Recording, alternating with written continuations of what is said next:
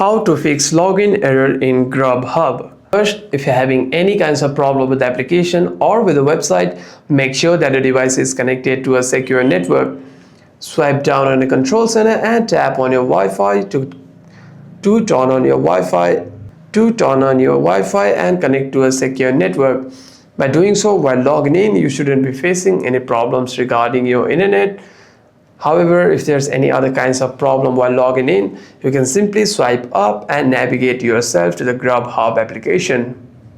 Here's the app we're looking for. Simply tap and hold on it and click on App Info. Click on Storage and Cache, and you want to simply clear the cache over here and also clear the storage by deleting the files.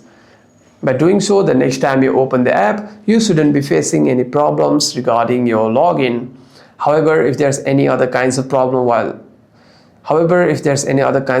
with the application, make sure to what you can do is you can restart your device once and open the app again. Hope this video was helpful, and if you have any further questions, feel free to leave them down in the comments below.